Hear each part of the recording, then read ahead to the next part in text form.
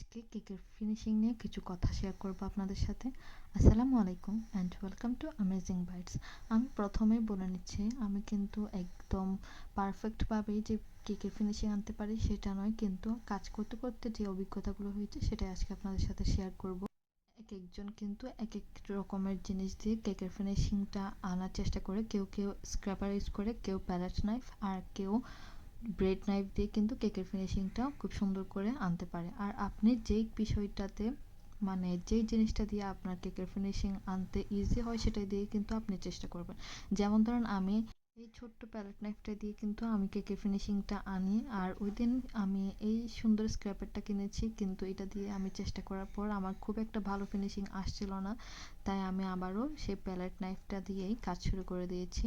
আর এই প্যালেট নাইফটা দিয়ে কিন্তু আমার কেকের ফিনিশিং খুব বেশি ভালো আসে, আর একটু চেষ্টা করলে হয়ে যায়। কেকের ফিনিশিংয়ের জন্য কিন্তু ক্রিমটা খুব বেশি হার্ড করে ফেলা যাবে না, আর একটু সফট রাখতে হবে, এতে করে ফিনিশিংটা খুব ইজিলি হয়ে যায়।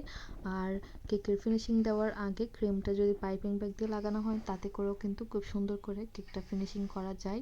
সবশেষে একটা কথাই বলবো, সবচেয়ে বেশি ইম্পর্ট্যান্ট যে বিষয়টা সেটা হচ্ছে বেশি বেশি প্র্যাকটিস। এই বেকিং সেক্টরে প্র্যাকটিস ছাড়া কিন্তু কোনো কিছুই করা সম্ভব না। যত বেশি প্র্যাকটিস করবেন তত বেশি কিন্তু পারফেক্ট হবে, আর বেশি বেশি প্র্যাকটিস করতে থাকেন, একদিন পারফেক্ট হবে ইনশাআল্লাহ।